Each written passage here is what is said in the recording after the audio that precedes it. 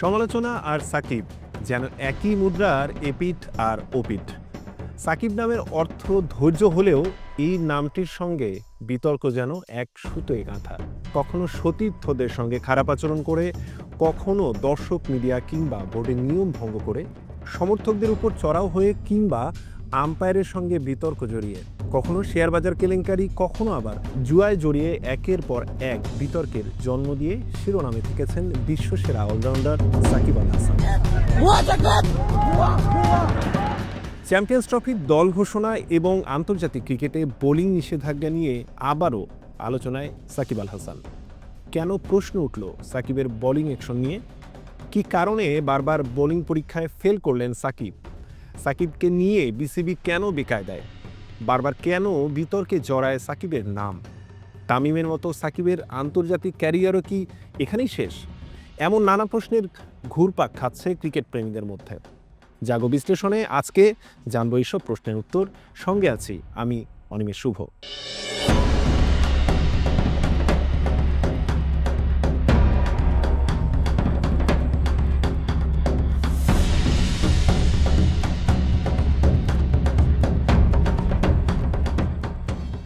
সাকিব আল হাসান একটি নাম, একটি উজ্জ্বল নক্ষত্র, লাল সবুজ পতাকা বাহক, অন্যতম বিশ্বসেরা অলরাউন্ডার। বলা যায় দেশের সবচেয়ে বড় বিজ্ঞাপন ও বাংলার প্রতিচ্ছবি। তার হাত ধরেই টাইগার ক্রিকেট এগিয়ে গেছে বহু থেকে বহু দূরে। সমহিমায় উজ্জ্বল সাকিব ক্রিকেট থেকে ব্যবসা সব ক্ষেত্রেই যেন অলরাউন্ডার। বাংলাদেশের এই পোস্টার বয় ক্রিকেট বিশ্বে নিজেকে চিনিয়েছেন আলাদা করে। বিশ্বসেরা এই অলরাউন্ডার ক্রিকেটের সব ফরম্যাটেই রেখেছেন প্রতিভার স্বাক্ষর।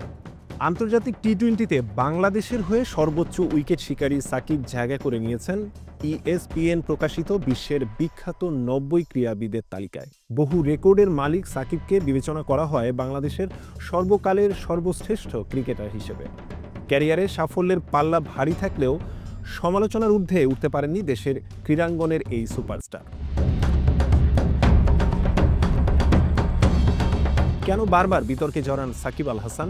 অশোভন আচরণ, সময়মতো প্র্যাকটিসে না যাওয়া, বিশ্বকাপ খেলার সময় ফটো সেশনে উপস্থিত না হওয়া, খেলা অসমাপ্ত রেখে বিভিন্ন কোম্পানির বিজ্ঞাপনের শুটিংয়ে যাওয়া, খেলার মাঝপথে দেশে ফিরে আসা সহ নানান বিতর্ক জন্ম দিয়েছেন সাকিব আল হাসান। 2014 সালের জুলাইয়ে সাকিবকে 6 মাসের জন্য ক্রিকেট থেকে নিষিদ্ধ করে বিসিবি, যদিও পরে নিষেধাজ্ঞার মেয়াদ কমানো হয়। এছাড়াও জুয়ারিদের কাছ থেকে একাধিকবার ম্যাচ পাতানোর প্রস্তাব পেয়েও গোপন করায় 2019 সালে তাকে 2 বছরের জন্য নিষিদ্ধ করে ICC। তবে ভুল স্বীকার করার পর 1 বছরের নিষেধাজ্ঞা স্থগিত করা হয়। সবশেষ রাজনীতিতে যোগদান নিয়েও বিতর্কের শিকার হন সাকিব আল হাসান। বিতর্কের বরপুত্র এবার নতুন আলোচনায় বোলিং অ্যাকশন নিয়ে। কেন প্রশ্ন উঠল সাকিবের বোলিং অ্যাকশন নিয়ে? 71টি টেস্ট, 247টি ওয়ানডে, 129টি টি-20, বড় বড় ফ্র্যাঞ্চাইজি লিগে খেলেছেন অসংখ্য ম্যাচ।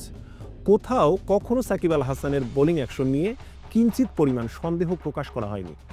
অথচ ইংল্যান্ডের ঘরোয়া লিগে খেলতে গিয়ে সন্দেহজনক বোলিং অ্যাকশনের অভিযোগ ওঠে সাকিবের বিরুদ্ধে। কেন সন্দেহের আতশি কাচের তলায় পড়ল সাকিবের বোলিং? এ বিষয়ে সংবাদ মাধ্যম প্রথম আলোকে দেয়া এক সাক্ষাৎকারে সাকিবের ক্রিকেট গুরু ও কোচ নাজমুল আবেদিন ফাহিম এই অ্যাকশনের সম্ভাব্য একটা সমস্যার কথা উল্লেখ করে অনুমানের ভিত্তিতে বলেন, যেটা ঘটে থাকতে পারে অনেক বোলিং করার কারণে যদি তার স্পিনিং ফিঙ্গার ক্লান্ত হয়ে যায়, তখন বল টার্ন করাতে যদি অন্য ফিঙ্গার ব্যবহার করতে চান তাহলে অ্যাকশনে পরিবর্তন আসতে পারে। বোলার যদি হাতটাকে অন্যভাবে ব্যবহার করতে চায় বা ঘোরাতে চায়, নিজের অজান্তেই অ্যাকশন বদলে যাবে। তবে নাজমুল আবেদিনের বিশ্বাস, সেক্ষেত্রেও হাত কোনোই বাঁকানোর গ্রহণযোগ্য সীমা অতিক্রম করবে না। পরীক্ষা দিলে বিষয়টি পরিষ্কার হয়ে যাবে বলে তিনি আশা ব্যক্ত করলেও 2 বার পরীক্ষা দিয়েও অকৃতকার্য হন সাকিব। কি কারণে বারবার বোলিং পরীক্ষায় ফেল করলেন সাকিব? অভিযোগ ওঠার কদিন পরেই বার্মিংহ্যামের লাফবোরোতে অ্যাকশন পরীক্ষা দেন সাকিব। এই পরীক্ষায় হন অকৃতকার্য। এরপর ভারতের চেন্নাইয়ে আসেন পরীক্ষা দিতে। এবারও সাকিব পাশ করতে পারেননি। চেন্নাইয়ে বোলিং পরীক্ষাতে এসেছে সাকিবের অ্যাকশন অবৈধ। এ বিষয়ে বিসিবির বোর্ডের উচ্চ পর্যায়ের এক সূত্র বলছে, 2023 সালের ওয়ানডে বিশ্বকাপে শ্রীলঙ্কার বিপক্ষে ম্যাচে বাম হাতের তর্জনী ভেঙে যাওয়ার পর অস্ট্রেলিয়ার বিপক্ষে বাংলাদেশের শেষ ম্যাচ না খেলে দেশে ফিরে আসেন সাকিব। এরপর গত বছরের সেপ্টেম্বরে ভারতের মুরালী কার্তিক বাংলাদেশের বিপক্ষে টেস্টে ধারাভাষ্য দিতে গিয়ে বলেছিলেন সাকিবের নাকি আঙুলে অস্ত্রোপচার হয়েছে, সেটি সাকিব তাকে জানিয়েছেন। যদিও বিসিবির পক্ষ থেকে সাকিবের অস্ত্রোপচারের বিষয়টি তখনও নিশ্চিত হওয়া যায়নি, তবে আঙুলে ফ্র্যাকচার ছিল, সেটি সবারই জানা। চেন্নাইতে দ্বিতীয়বার বোলিং অ্যাকশন পরীক্ষায় সাকিব ফেল করার পর বোর্ডের এক সূত্র জানায় সাকিবের আঙুলে ফ্র্যাকচারের পর থেকেই বল ঘোরাতে সমস্যা হচ্ছে। টার্ন করাতে গিয়ে হাতে বেশি প্রেশার পড়ছে, সেটি থেকে সমস্যা হতে পারে। তেমন হলে সাকিবের চোট সমস্যা যতদিন পুরোপুরি সেরে না উঠবে বোলিং অ্যাকশন শোধরানো কঠিন। সাকিবকে নিয়ে বিসিবি কেন বেকায় দেয়? চ্যাম্পিয়ন্স ট্রফির দল ঘোষণা নিয়ে সাকিবের জন্য অপেক্ষায় ছিল বিসিবি, কেননা সাকিবের মতো অলরাউন্ডারকে চ্যাম্পিয়ন্স ট্রফিতে পেতে চেয়েছিলেন অধিনায়ক নাজমুল হোসেন শান্ত। বিসিবিও তার অন্তর্ভুক্তির কথা ভাবছিল, কিন্তু বাগড়া বাঁধে সাকিব হঠাৎ বোলিং নিষেধাজ্ঞায় পড়ায়। চ্যাম্পিয়ন্স ট্রফির দল দিতে হবে 12 জানুয়ারির মধ্যে। বিসিবি সেই দল ঘোষণা নিয়ে ছিল দোটানায়। সাকিব যেহেতু বোলিং নিষেধাজ্ঞা পেয়েছেন, তাকে শুধু ব্যাটার হিসেবে খেলানো হবে কিনা তা নিয়ে কয়েক দফা আলোচনার পর অবশেষে তাকে বাদ দিয়েই দল ঘোষণা করা হয়েছে। তামিমের মতো সাকিবের আন্তর্জাতিক ক্যারিয়ারও কি এখানেই শেষ? সম্প্রতি ফেসবুকে পোস্টে নিজের অবসরের ঘোষণা দিয়েছেন তামিম ইকবাল। এরই মধ্য দিয়ে অবসান হয়েছে দেশসেরা ওপেনারের অধ্যায়। বোলিং নিষেধাজ্ঞার পর প্রশ্ন উঠেছে সাকিবের ক্যারিয়ারও কি তবে এখানেই শেষ হয়ে গেল? পরীক্ষায় পাশ না করা পর্যন্ত বোলিং করতে পারবেন না সাকিব।